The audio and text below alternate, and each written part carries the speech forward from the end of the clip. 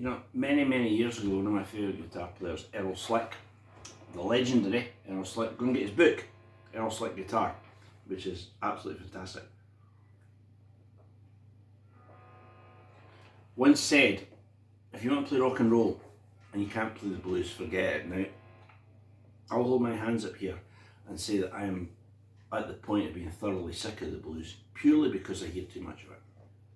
Not because there's anything wrong with it, I just hear too much of it. It's like being fed pancakes with lemon and sugar, which I absolutely love every day for my breakfast.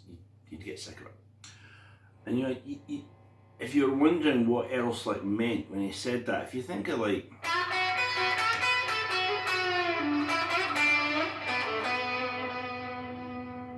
you know, that could effectively be a blues lick.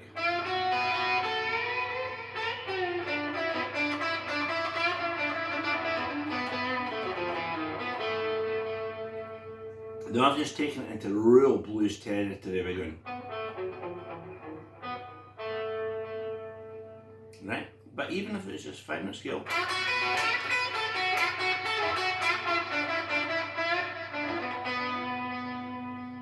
there are little things that make that blue. You know, the push of the D note, we're in B by the way.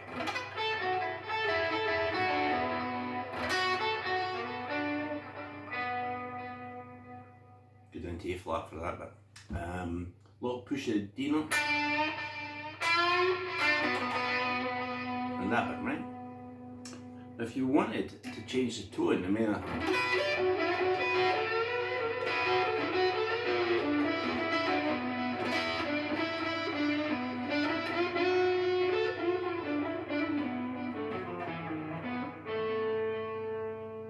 again, you know, now all these licks sort of fade seamlessly into it.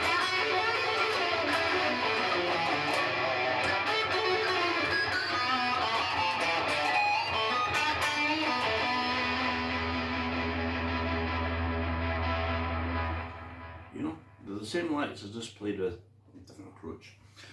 Slightly different sound because I turned the guitar up, but the thrust of them is the same. We're playing off that, what people always like to use that word, but it begins with pent and it ends in onic, that, you know, I'm like forbidden for saying.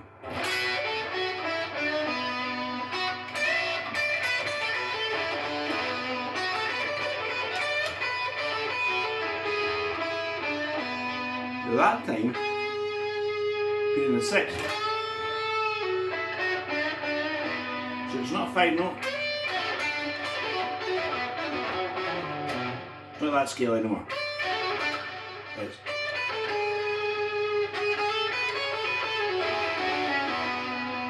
that, by the way, is B Dorian, as I'm sure you know. And immediately things get sleazy.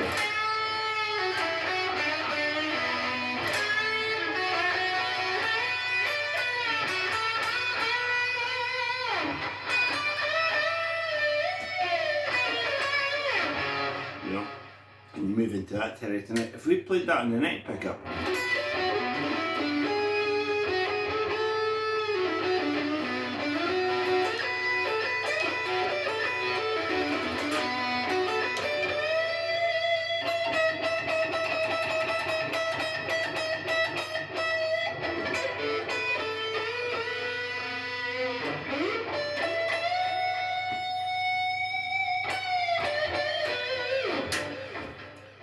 you get a different sort of flavour altogether. Now, one interesting thing for me is when you're playing that cluster of notes, those notes and the 5-note, the word I can't say, vein, when most of us are learning to play at the very start, you know, we would play the, you know, you hear it taught, you see it taught all the time.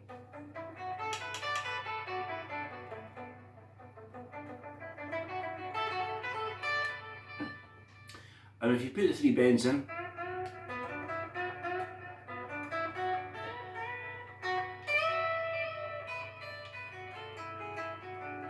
there's that Dorian intruder again.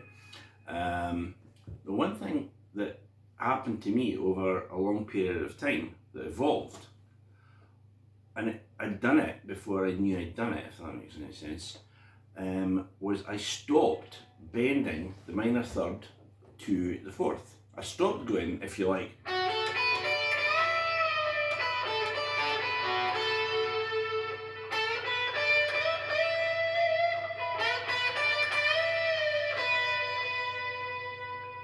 to get a little bit of juice out of it. I started bending it to the fourth and then letting it down a fraction. So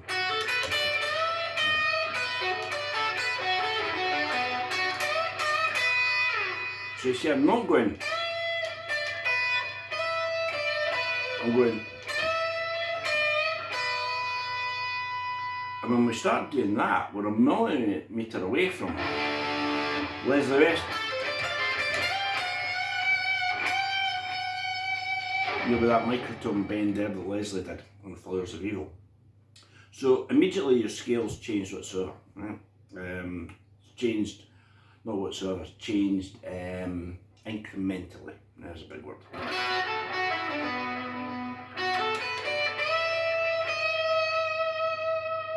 Now when you do that as well, you're going major minor. You might not know you are, but you are.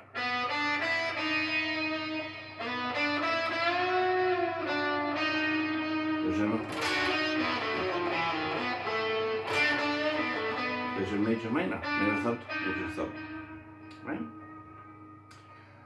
Now, if you think of the way Peter Green played in that position, you'll find quite often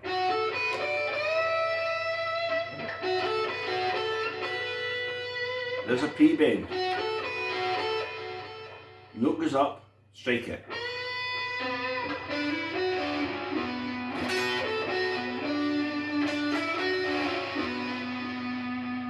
And it becomes very elegant because we're not using any of the sleazy in the pocket blues licks. We're far more using it rather than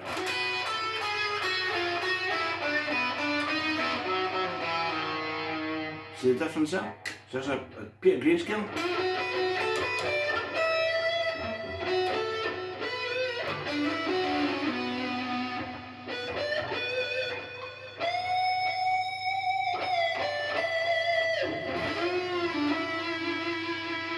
As opposed to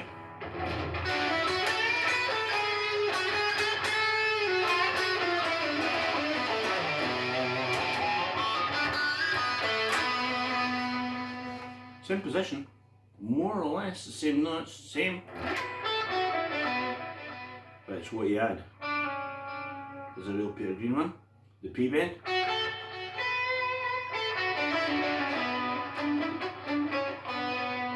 There's that ninth note, C sharp, as opposed to, if you want, the normal. Let's put in the 6.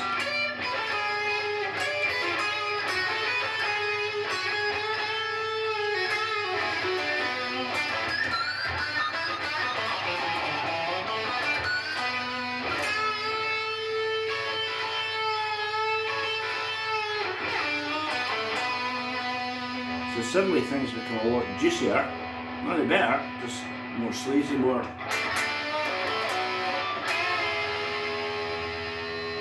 Right, so let's put in the flat 5.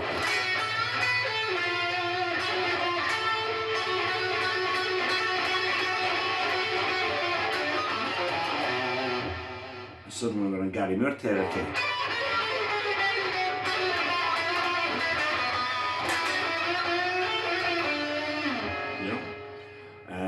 Just by adding these notes.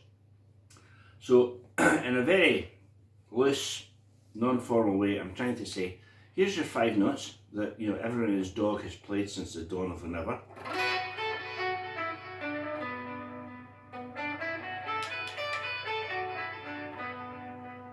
Here's the note that you add to it first, which might be a minor third, major minor.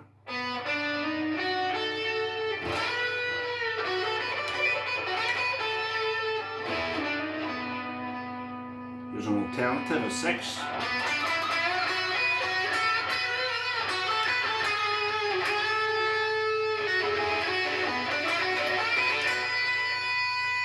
Here's a minor third up to a 4th.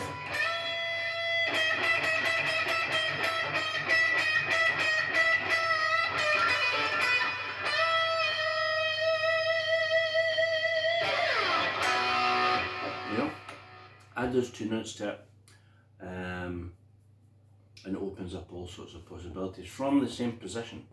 So you don't really need to move. I mean, pretty much all of this, these last however minutes, I've been around the 7th fret, just, you know, vamping away. And none of these licks have been thought out, you know, to demonstrate. So this is just, for better or worse, this is just the way I play. But I haven't really moved much from the B position there at the 7th fret, except when I'm going.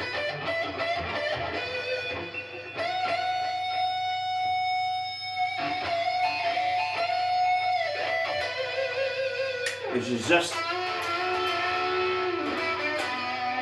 there.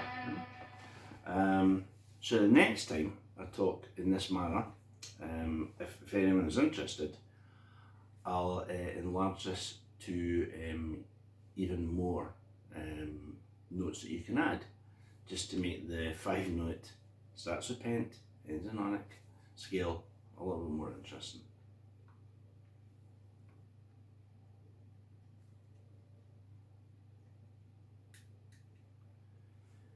Main technology, hard to flip.